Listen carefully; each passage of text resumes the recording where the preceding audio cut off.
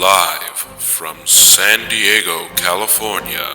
We go live to the newsroom with your host for Nick's Nerd.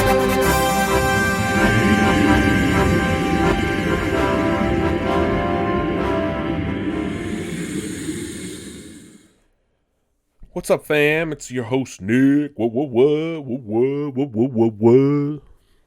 Imitating a subwoofer there. It's me, your host, Nick. This is Nick's Nerd News. Welcome to the show. Welcome to another week. We're deep into April, folks. We are 2 weeks into April. And yeah, that's about it. Anyway, hey, if you've been listening forever, welcome back. Love you guys. Happy you're here. Happy you're here to listen. Have fun. If you're new, welcome to the show. You're like my family here, I think. I don't know who you are. I don't know your names, but I mean, I know some of you. That was kind of a lie. I know some of you. Some of the new people I don't. Welcome, though. Hey, how you doing? What's up? How's your week so far? It's hump day. What? I'm on a good one tonight, I guess. Well, hey, anyway, before we get into the normal shenanigans, just some housekeeping things. Like, share, subscribe, poke, stick around if you like the show. Listen to the backlog. We got weeks worth of stuff for you, to be honest. Days worth, hours worth, really.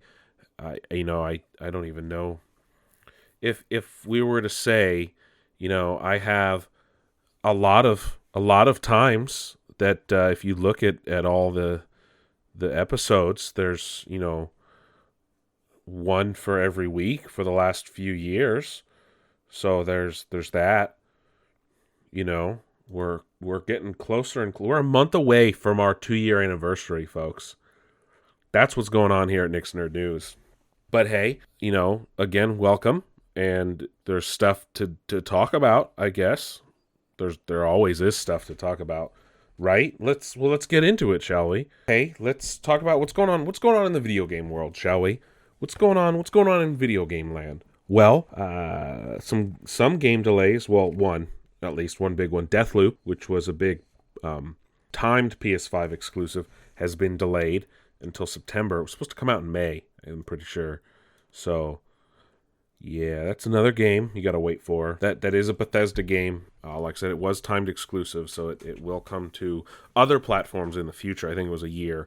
So that game probably won't be coming to other people's platforms until at least September 2022. So that's a big story somewhat. Also, IO Interactive has announced they did a sit-down with Ryan McCaffrey on IGN. He hosts a show called IGN Unfiltered last week. I talked about how he's one of my favorite podcast hosts, actually. He does a lot of different podcasts, too, himself. Anyway, big fan of his. He's influenced me a lot. But the head of IO Interactive sat down and announced that they are working on not just the James Bond game, and of course Hitman is in their repertoire. They're also working on a new IP that we don't know about yet, and they'll announce in the future. But don't sit on IO Interactive. They are not, or don't sleep on IO Interactive. They are not going to go quietly, if you will, but they're not really going anywhere. They're just going to keep on trucking along there for us. How about that? And this week we're going to be very PlayStation focused. I'll also stop yelling into your ears here, but a big story dropped last week about what's going on at PlayStation Studios. And it came out that apparently Days Gone 2 was pitched, was denied, and now there's also word that maybe some Sony studios are working on a remake of The Last of Us, which I don't understand why we're getting another remake of a game that's not even a decade old. Granted, it would be, I guess, by the time it came out, but, it already came out on... Well, no, it would have actually been set to release... I don't know, but it's weird that they're already remaking The Last of Us. This is all from Bloomberg and Jason Schreier, who is a mastermind, really. And apparently there's dissatisfaction throughout the ranks at Sony. And what it looks like is, I guess, Michael Mumbauer, who is the founder of the Visual Arts Service Group. So they're a support studio for Sony here in San Diego, actually. But he pitched an idea for them to work on their own project, and it was 30 people, and so they were going to remake Uncharted, which, again, I don't know why you don't need to remake perfect games, right? You make a sequel or something that iterates on it. You don't necessarily have to remake it. If you're going to remake a game, I think you should wait a while. Like, hence what happened with the remake for Resident Evil 2, the Final Fantasy VII remake. It's like, wait, like 2 decades, right? You don't want to just, because then you might tarnish the memory of something great. But then they transitioned to a remake of The Last of Us. I guess Sony wasn't like giving them enough support, even though they kind of agreed to the project. And I don't know, I guess the head of PlayStation Studios didn't want the project to continue, didn't want to spend any more money on it. So then that whole development team was moved to work on The Last of Us 2 to get it ready for release last year. Also, per Bloomberg, that after they finished Last of Us 2, they moved Naughty Dog developers onto the team, and it became a Naughty Dog project. It wasn't going to be a project of Mumbauer's team anymore, which, if I was him, I'd be pissed off, and that's kind of what happened. They left the company, they left the project, and I guess also what happened is Sony Bend, the makers of Days Gone, pitched a sequel. That was rejected. Now they moved them onto other Naughty Dog projects, so it sounds like Naughty Dog is just taking over Sony Studios. And something else might be happening, either a multiplayer game, possibly even a new Uncharted game, which I'm okay with. If they keep doing stories like what they did with Lost Legacy, I'm totally down with that. They don't have to keep doing Nathan Drake. And some people have left Sony Bend now because of it, even though they're working on an original game. And other reports from Eurogamer came out that Sony Bend was actually making this Uncharted game, and it was a new chapter, maybe a prequel, not necessarily a sequel, or maybe a reboot. I don't know why you'd reboot Uncharted so close to the release of Uncharted 4. I don't know what's going on over there, but now there might be another San Diego team with Mumbauer back, but nobody knows if that's true. They're working on an existing franchise. Again, that might have been with Last of Us. It's just very strange, especially with the series coming out on HBO. I don't know. A lot of weird things are coming out. And then more stories came out that, like, a lot of people are unhappy at Sony Studios because of their focus on just, like, big tentpole stuff, and they're not taking risks.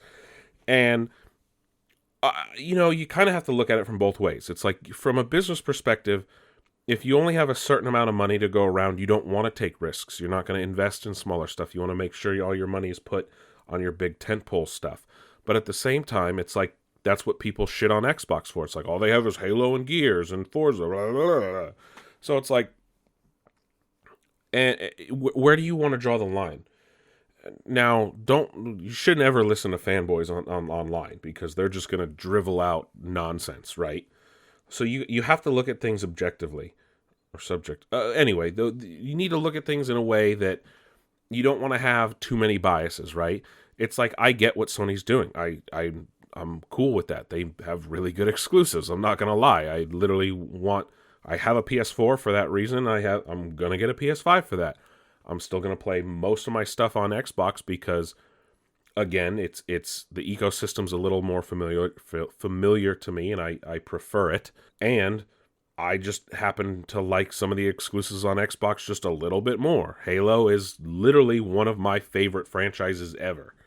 But at the same time, I can totally see the arguments made against Xbox, and the same thing. It's like, all they have is Halo and Gears. It's like, well, that's not totally true anymore. I mean, they just bought Bethesda and like 8 other studios. So it'll be interesting to see how things are in the future for both companies, right? It's like, you gotta understand. You can see criticisms on both sides. You can see criticisms at both companies and still like both companies and still criticize them as well. I saw one person who said it's like they're almost acting like they did when the PS3 launched, where they were kind of at this cocky level from PS2, and they kind of just like sit on their laurels. Where, yeah, you can do that, and I mean Xbox did it with Xbox One, right? So it companies get complacent, right? They're like, oh, we're doing fine, we can do no wrong. I get it. Every company does it at one point or another. It's just sometimes then you get a smack in the face. It's like, oh, okay, we actually can do better, and we should do better.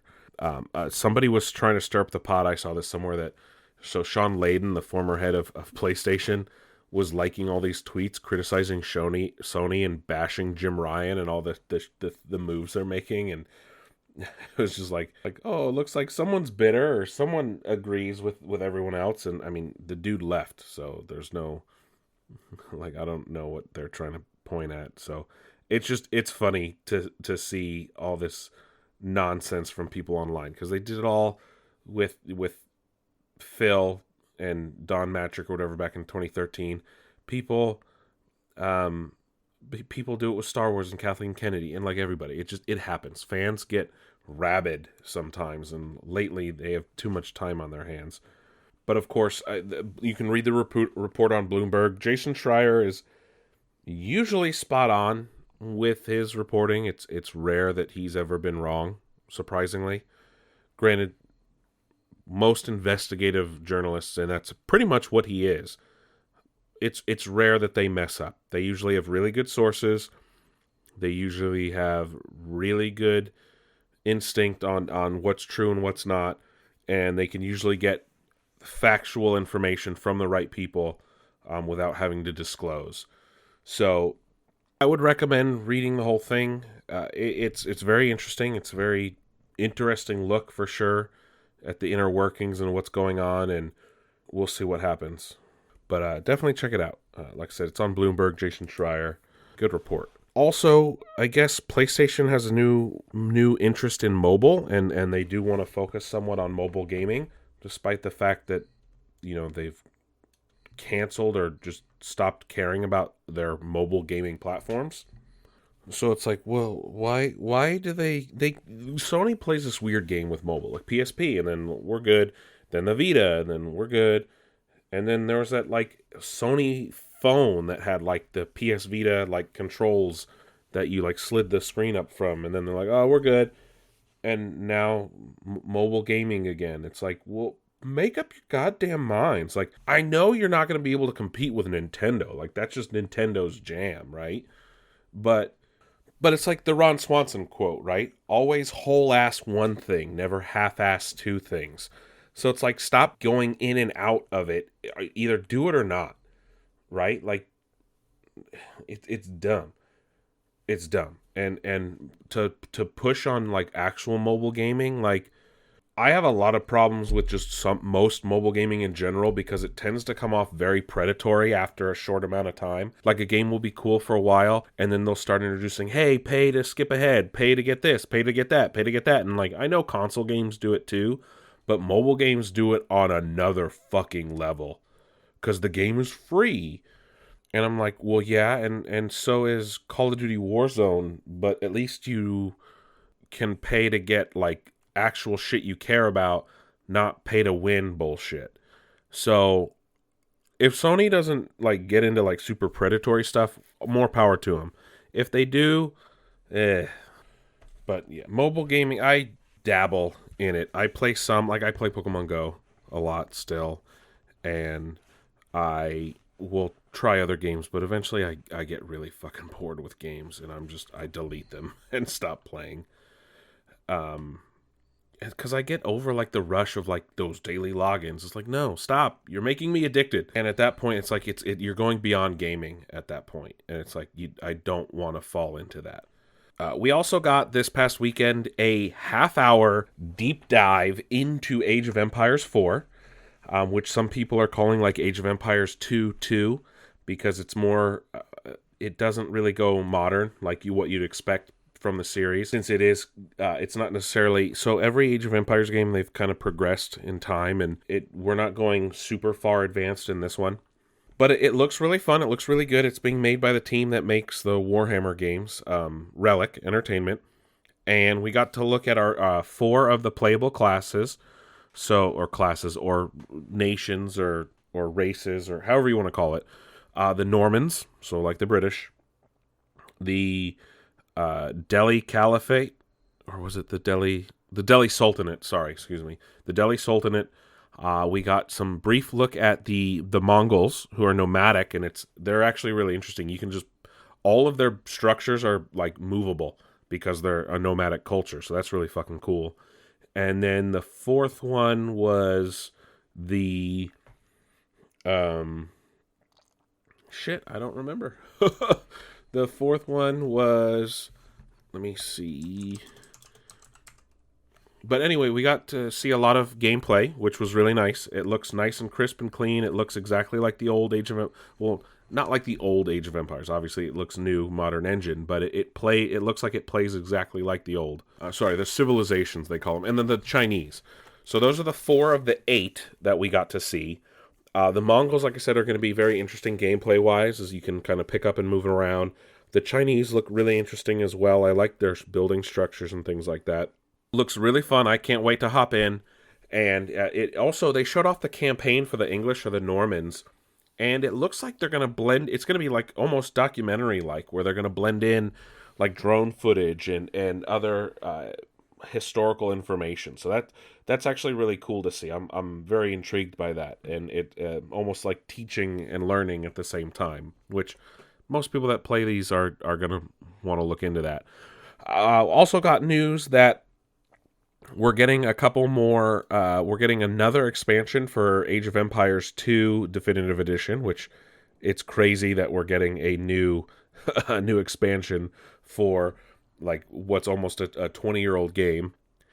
And that's wild. And then we're also getting DLC for Age of Empires 3 Definitive Edition, where they will be adding the United States civilization, which is going to be new because they were not in it before. So it's a new civilization to play. And what was it? I forget what expansion they're adding to Age of Empires 2, but they're going to be doing a lot of adding to those games, and hopefully we get like an Age of Mythology update, because like I would be totally down for that, or like an Age of Mythology, like a definitive edition or something, because that'd be fucking cool. I love Age of Mythology, where I played those actually before I ever played Age of Empires, so it'd be interesting. And of course, then I played Rise of Nations, which again turned out to be, was like pretty much a sequel to it. So, well, I mean, it looks like they made an extended version of Age of Mythology and added an expansion, but that was a couple years ago, so it's not really like the definitive edition, but I'll probably still check it out. It's probably on Game Pass. But I'm very excited for Age of Empires 4, and it will be released later this year, and they will keep announcing and showing off more and more stuff as the year progresses. Let's see, WWE 2K22 is coming after taking a year off. They released a trailer. It looks pretty good, but again, that's just a trailer, so I'm going to hold my breath on it.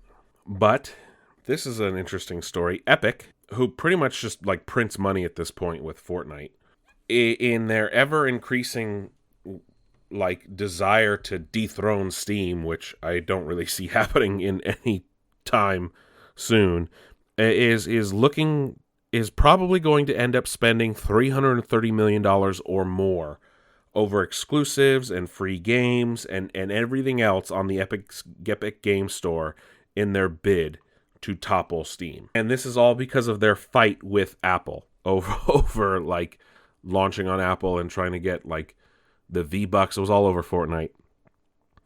They spent almost $450 million on exclusivity deals alone last year. And it was for minimum guarantees. Wow. They paid 505 Games $10.4 million for Control exclusivity in 2019. That's crazy. Granted, they said people spent $700 million on the Epic Game Store in 2020, but third party only accounted for $265 million. That's wild. Epic, they're not going to dethrone Steam. It's going to take a whole lot to do that. Plus, Epic even admitted that it probably won't start earning profits until 2023 on the Epic's Game Store. So they are willing to take losses for that long. Wow. That's crazy. It goes more into it on the lawsuit and with Apple and whole other nonsense, but that's an interesting look into a major company like that. And remember, Epic, even if Fortnite goes away, Epic's going to just keep printing money with the Unreal Engine, right? Because they own that. And practically every game is on Unreal, so no need to worry about money running out for that company anytime soon.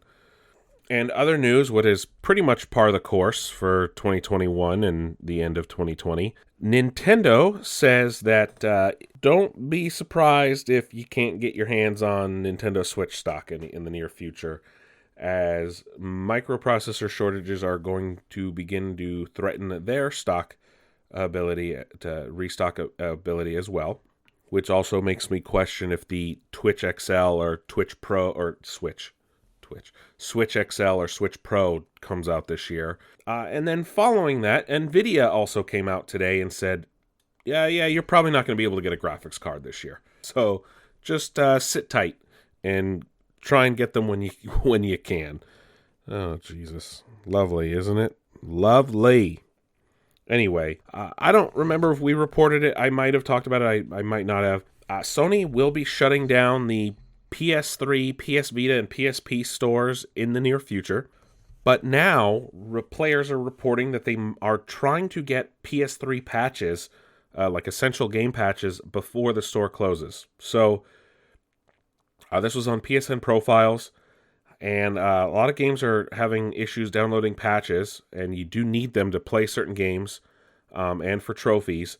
So far, it includes games like Journey, the Little Big Planet Game of the Year Edition, Castlevania, Lords of Shadow, Battlefield 4, Gran Turismo 5, and Lego Star Wars The Complete Saga, so it's not even older games. There's also a thread on Reset Era. They've said that, and it says, quote, just popped into Lords of Shadow, and sure enough, no update. This sucks because I literally just bought the DLC for it last week, unquote. And I guess even if you request the manually update via the game tile, it doesn't do anything. A lot of people are upset because if they can't download these patches, they won't before the store closes. They'll never be able to. But what's really odd is they still have time because the stores don't shut down until July 2nd. And I know they did say you'll be able to download your games after that, but it's like if you can't download the patches, what's the point of downloading the games? Kind of.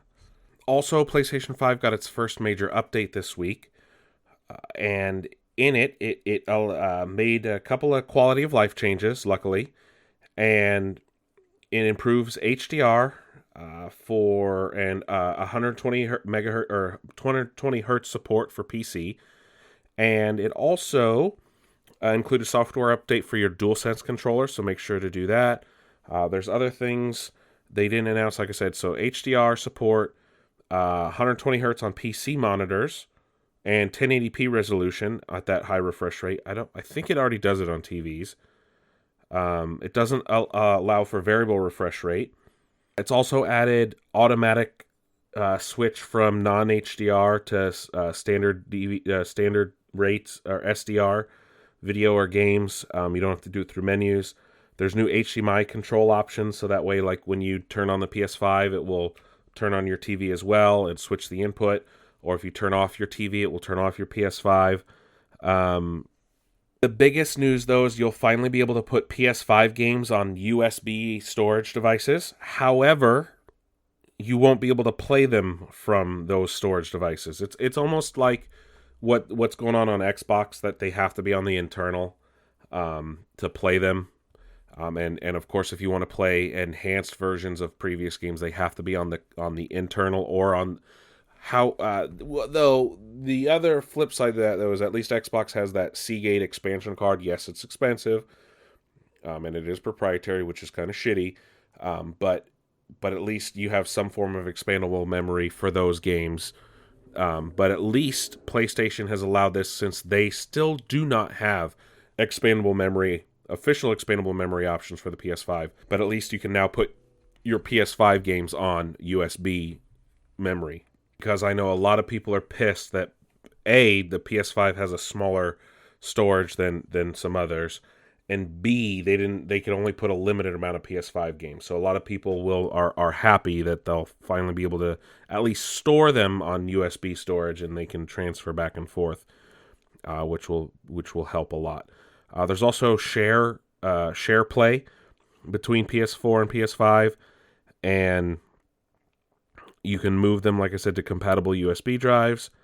And they also said that I guess you can only move specific things. I don't know.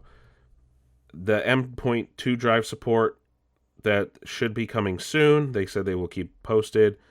SharePlay, like I said, has been added, so PS5 users can share their game screen with friends on PS4 while in Voice Party. And that looks really dumb. Request to join has been added, and the game base menu has been changed. Audio menu has been adjusted, a whole lot of other stuff. So check that out on the PlayStation blog if you want to see what has been added and updated with the new PS5 update. Moving on, let's see. So Oculus Link, the Oculus Air Link has been announced for the Oculus Quest 2. What this is, it's almost like the Oculus Link that came before it. But it's in testing right now. Essentially what it is it will allow you to play PC VR games, so games that require a PC to play VR, so like case in point, Half-Life Alyx.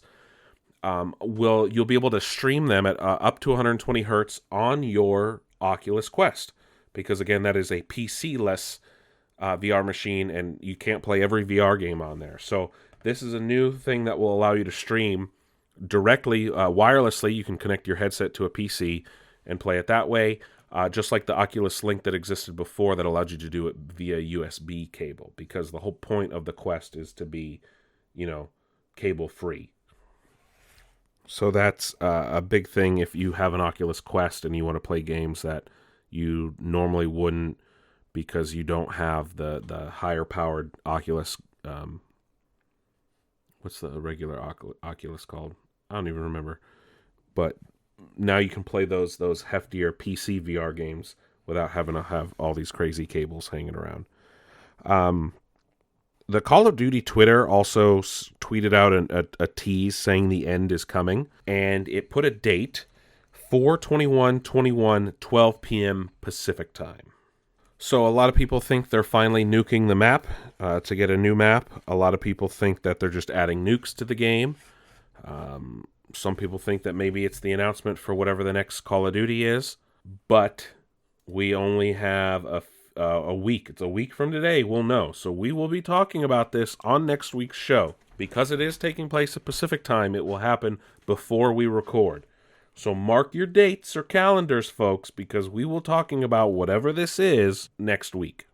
And final bit of gaming news today we're going to talk about is Nintendo had an Indie World Showcase today and showed off about 20 games that are coming to the Switch soon, in the near future or very soon. One of the biggest announced was Oxenfree 2, a sequel to a very big indie hit from a couple years ago. This is Oxenfree 2 Lost Signals, and it takes place 5 years after the first game. This will release later this year on Nintendo Switch. Road 96, it's a adventure game from Digix Art, so it's based off the classic Road movie. This will come out later this year. Also announced Ollie Ollie World, so a sequel to that, the Ollie Ollie indie skateboarding game. That's also a platformer. This game is, of course, from Roll7. Ollie Ollie World has the same tight skateboarding platforming controls. This will be released this winter. Hindsight, one of the first games that was announced from Annapurna today. and it is from developer Joel McDonald, and it's about an older woman reminiscing about her family. That will release later this year. The second Annapurna game is called Last Stop from Variable State. It's a third-person adventure game set in modern-day London. That will be released in July. The Longing from Studio Seofs. I don't know if I said that right. Folklore-inspired game about a servant waiting 400 days to awaken his king. That came out today, actually. The next one is Aerial Knights Never Yield. That's from Aerial Knight. It's a runner game set in a stylized Tokyo-inspired Detroit. That will release May 19th. Demo is available now. Aztec Forgotten Gods is a 3D action game from Lienzo. It is inspired by Aztec mythology. And that is going to release this fall. That looks like a really fun game. You don't get to see a lot of Aztec mythology-based games, so it's cool to see that. There is no game, Wrong Dimension. It's a point-and-click comedy adventure game from Draw Me a Pixel. That came out today. Teenage Mutant Ninja Turtles: Shredder's Revenge. It's made in the style of the old retro arcade Teenage Mutant Ninja Turtle games. This is from Tribute Games, and that will release later this year. There's Chris Tales, a time-traveling JRPG that comes out July 20th. Skull, the Hero Slayer, a roguelite from Southpaw Games. That releases this summer. Getsu Fumaden, Undying Moon, a hack-and-slash game from Konami. That releases next year in 2022. Fez, which is one of the best games to come out, indie games to come out on the 360, released today on the Nintendo Switch. Fez is really cool. So essentially you play this little white character, he wears a fez, hence the name, and you actually play in a 2D world, but then you can swap the map and it will change in 3D, and you can traverse the levels in a different way. That's a fun platformer, Fez. Also announced Beast of Maravilla Island, a 3D adventure game coming out in June. Art of Rally, a rally racer that comes this summer. K-Wee puzzle game in August. Ender Lilies, Quietus of the Nights, a dark fantasy 2D action RPG that releases June 21st. Weaving Tides, a dungeon crawler, it looks like, adventure game coming in May. Labyrinth City, a puzzle game that will come out in the spring. And then House of the Dead Remake. Yes, House of the Dead, the classic arcade on-the-rails shooter, which that's a game I always play when I'm at an arcade. It is a remake of the game, and it will be redone, some gameplay changes, and that will release later this year. So those are all the games announced at the Indie World Showcase for the Nintendo Switch. So a lot of new indie games coming to the Switch later this year and beyond. That is it for gaming news. So let's see what's going on in the TV world, shall we? Not a whole lot in TV land this week, unsurprisingly, as we get closer to when technically shows will be ending. There was something I did want to talk about this week that I forgot to mention last week from Star Trek Day. We got more news on Star Trek Prodigy, which is going to be the second animated Star Trek show. This one is also seeing the return of Captain Janeway, but not in the way that we thought. So, we finally got our look at what she's going to look like, but she's actually not playing the real Janeway again. Kate Mulgrew. She's playing the emergency command program, similar to the EMH, the emergency medical hologram, or the emergency command hologram. So she's playing a holographic version of Janeway, and it will take place in the Delta Quadrant on a derelict Starfleet ship, and so all the alien races they showed off will be all new races, because they're all from the Delta Quadrant. So Kate Mulgrew is playing a hologram version of herself. The Janeway hologram looks great in this 3D animation style, so it's going to be different from Lower Decks. And while it is geared towards children, as it was supposed to premiere on Nickelodeon, it is going to Paramount Plus first now. I'll watch a couple episodes, but I know it's outside of my demographic, and unless they can do it like how Star Wars did the Clone Wars, right? So if they can do it the way they did the Clone Wars, you might have me and other adults hooked and be in for it, especially with Janeway. And staying with Star Trek here for a second, Akiva Goldsman was being interviewed, and he's essentially like the steward of the current Trek franchise or Trek universe or whatever they're calling it. And someone asked him about like Picard and if they're going to talk about like the plot contrivance that kind of brought him back to life at the end of season 1. No spoilers for a show that came out a year ago. And he's like, no, we don't even mention it. So I know Picard could theoretically live forever now, but he's not. And they're they're essentially just like, yeah, that's what happened in season 1. We only did that to give us a season 2. Now he doesn't have this sickness that held him back since the next generation. At least they're being upfront about it, right? Like they're not just being like, yeah, fuck it. So luckily that's started filming, and we hopefully won't have to wait too long for season 2 of Picard. We also got a new trailer for Godzilla Singular Point, the new anime based around Godzilla, coming to Netflix this year.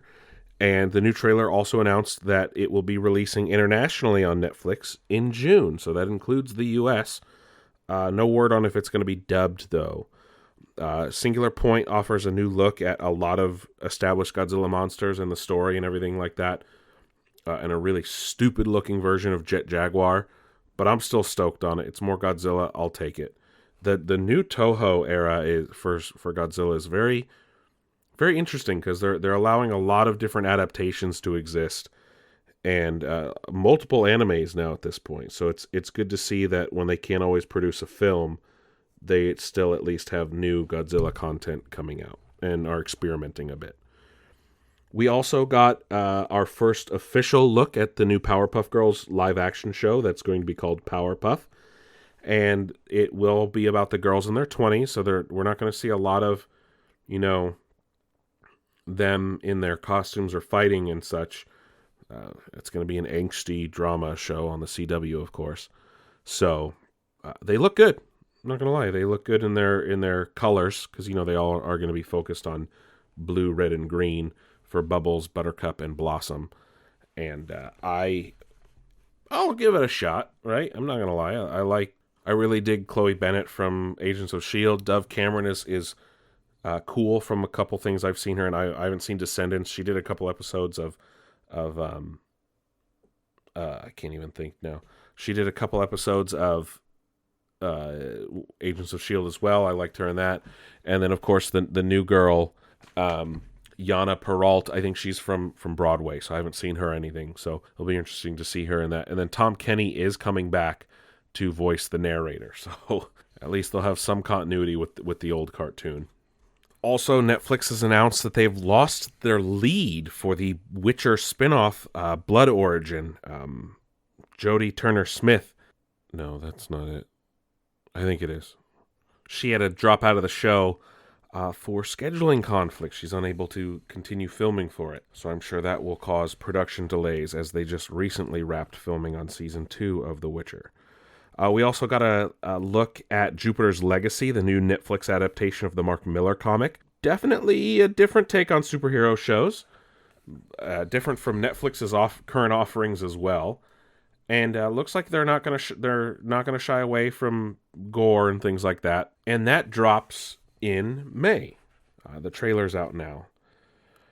And then also, before we talk about Falcon and Winter Soldier, well, Hasbro has revealed a $700 voice and app-controlled, auto-changing Optimus Prime figure.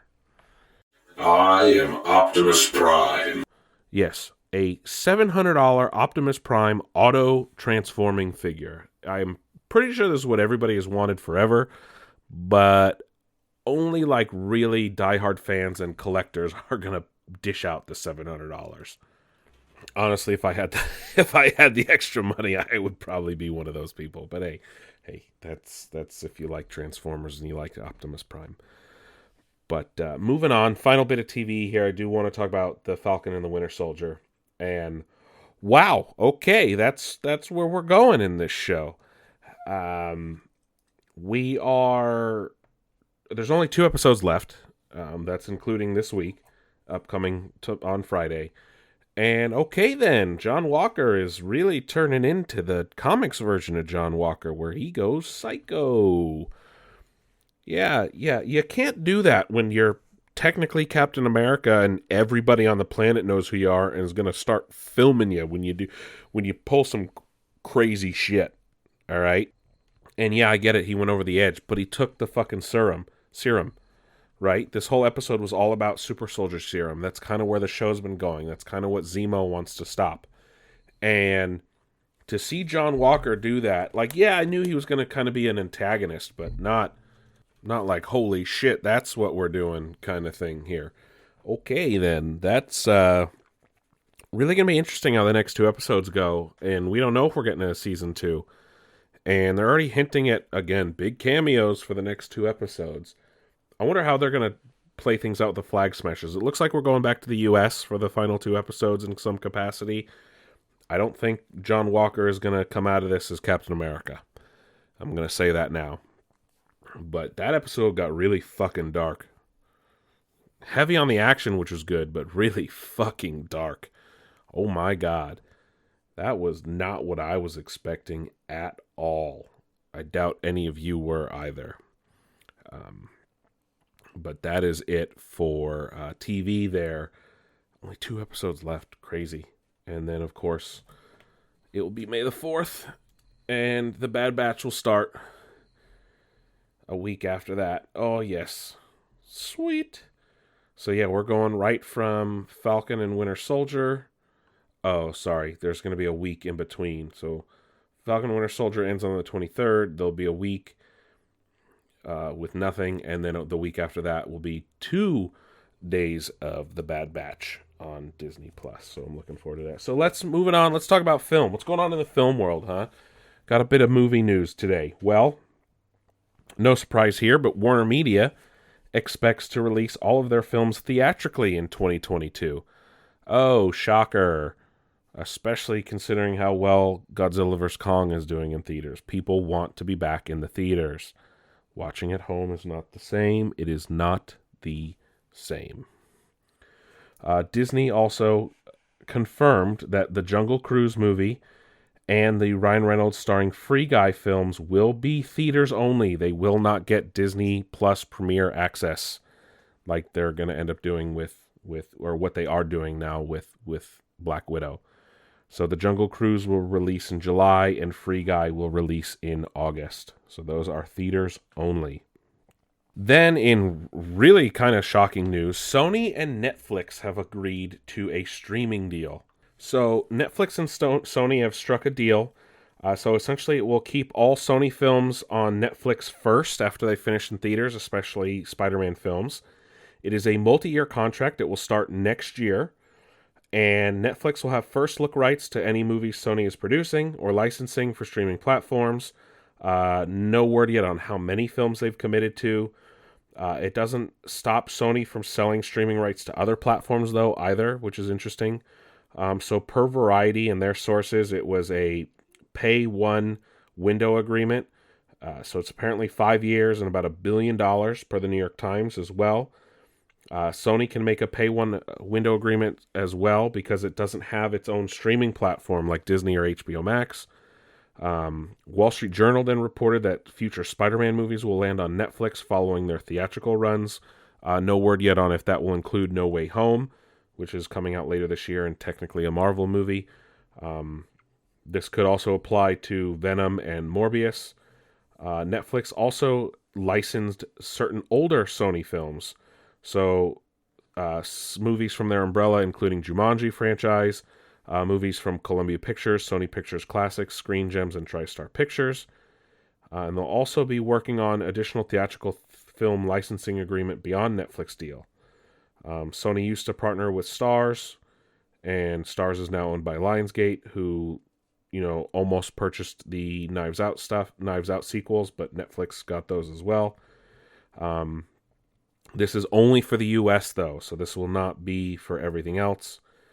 And we'll wait to see if Far From Home drops on Netflix, because currently you cannot watch Homecoming or No Way Home is the new one. But currently you cannot watch No Way Home or Homecoming on Netflix. You can only watch those via Starz.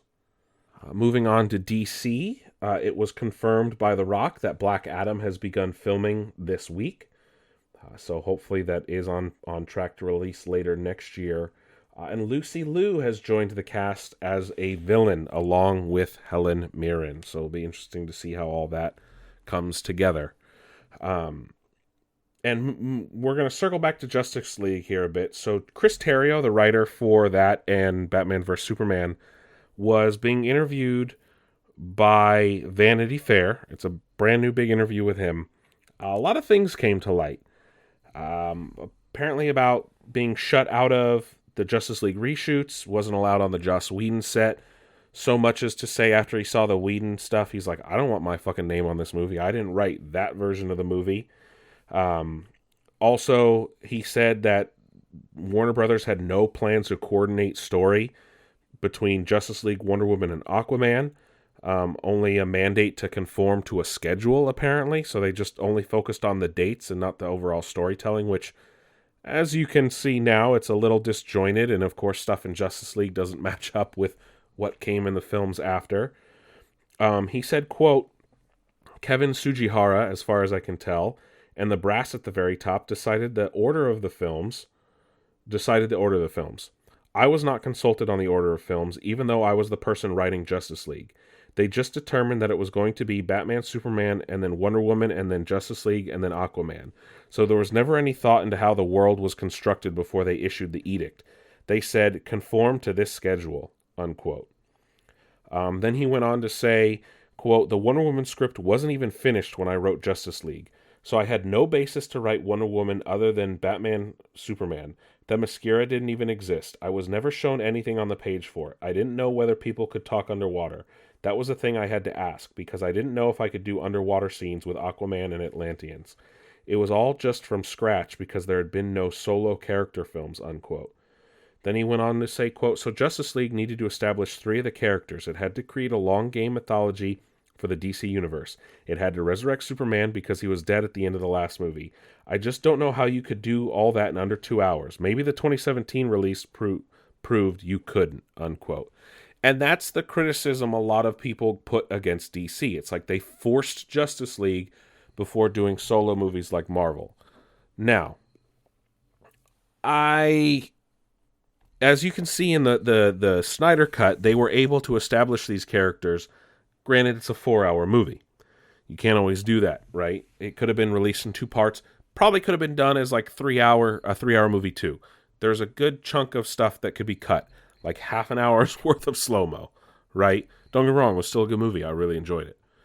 But that is a lot, and you don't want to copy Marvel either, which is I get what DC was trying to do, and they were kind of playing catch-up.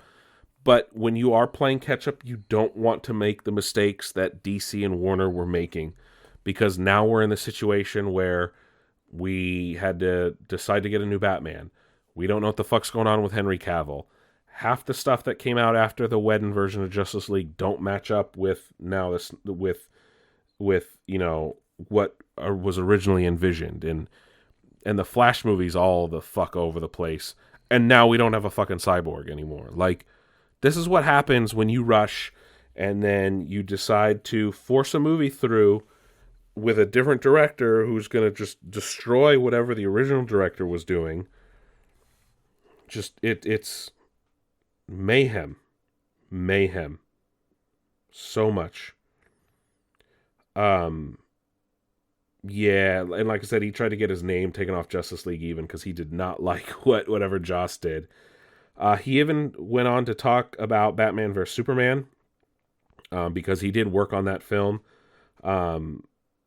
He understands what people complain about with his scripts, but he says that's what happens when whole portions of the script are cut out to save on length.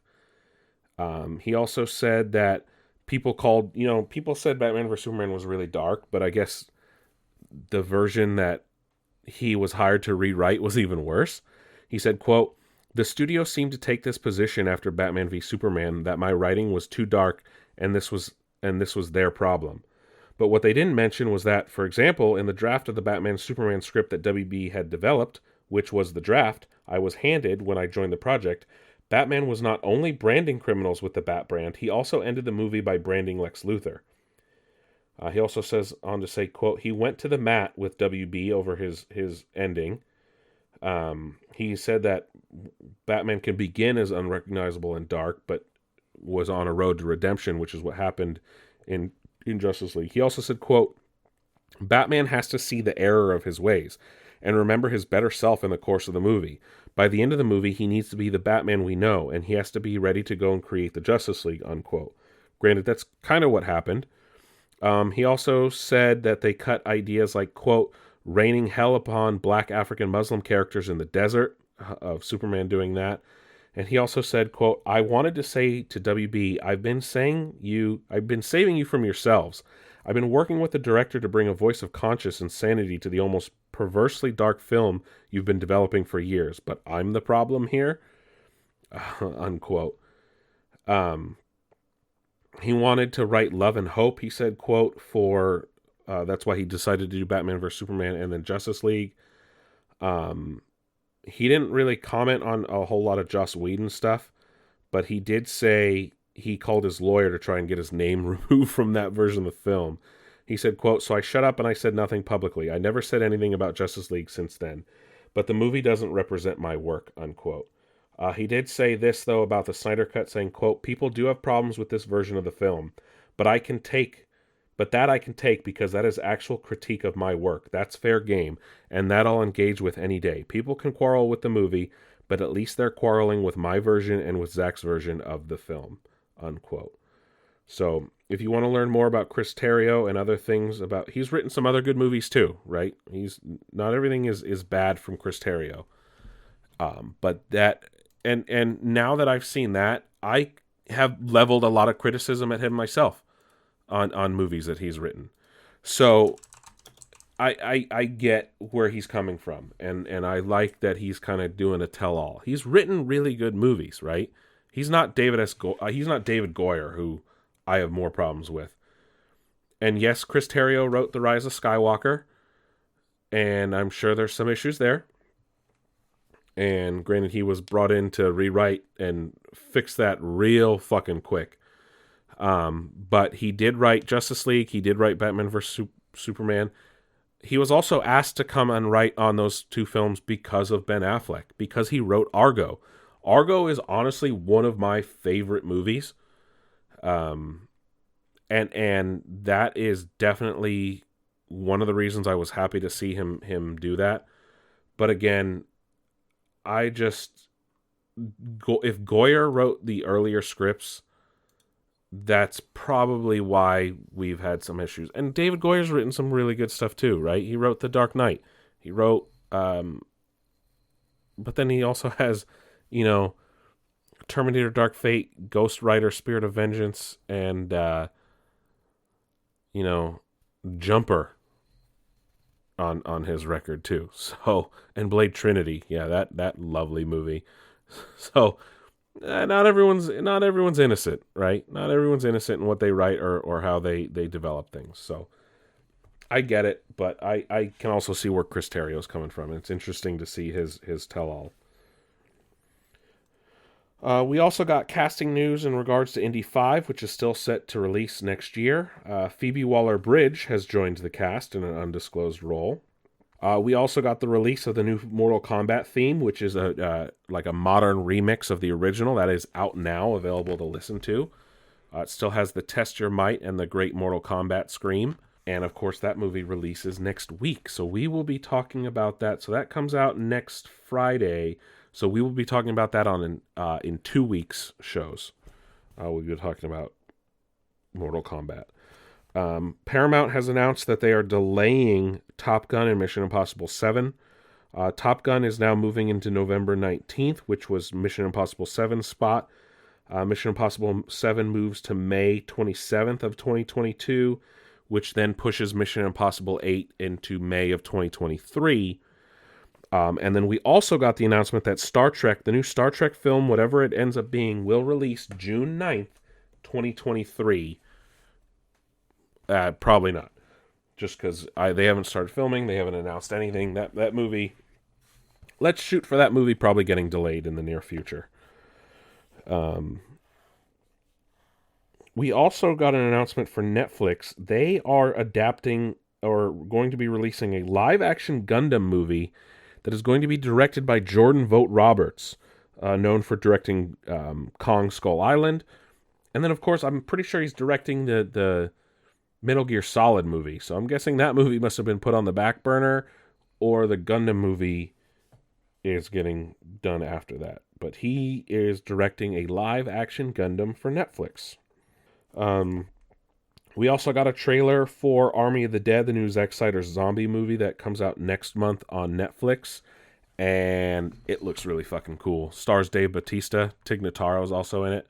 And it's about a virus or zombie outbreak in Vegas, which looks really fucking cool. I'm stoked for that movie. And then we also got a new trailer for Fast and Furious 9 today, which confirms the space stuff.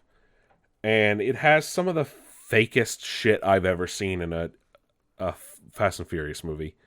They had a fucking year or two to fix the CGI, and it looks so noticeable. But you know what? This movie is going way off the rails, and I'm fucking here for it, okay? I love the Fast movies. Like, you can't take the Fast movies away from me. I love them. I'm going to watch them forever, no matter what. And luckily that comes out soon. And final bit of news. I forgot to talk about this last week. This is our final story today. Ghostbusters Afterlife released a clip last week of Paul Rudd's character in a supermarket and these mini Stay Puft Marshmallow Men. Yes, they are miniature versions of the Stay Puft Marshmallow Man from the first original film. And they're wreaking havoc inside this, what looks like a Walmart. And they're like burning each other on grills for s'mores, poking things, just having mayhem. And they're like, obviously it's like a Baby Yoda attempt, but at the same time, it's like, that's fucking cool. Like, of all things to come back, I was not expecting miniature Stay Puft Marshmallow Men. And you should definitely go watch that stuff on YouTube right now. I'm not kidding. You should definitely go watch it right now. But that's it for Nick's Nerd News this week. Thank you guys for stopping by. Not a whole lot going on, but hey, it's a weird week and a weird month. Like I said, in a couple weeks, we will be talking about Mortal Kombat. A couple weeks after that, we will be talking, or a week or two after that, we'll be talking about Pokemon Snap, as that releases on April 30th. And of course, any other interesting news that comes up in between now and then. But that's it for me. As always, check out nicksnerdnews.com where you can listen to the show right in your browser. Or if you like, you can listen to us on the go, where you can find links to our Spotify, Google Podcast, and Apple Podcast pages while you're there at the website. Also, while you're there, check out our social media tab, where you can find our Facebook, Twitter, and Instagram, where we post a lot of funny memes, and or you guys can follow us individually if you like. But other than that, thank you guys for stopping by. Thank you guys for listening. I am Nick. This has been Nick's Nerd News, and I will catch you guys on the flip side.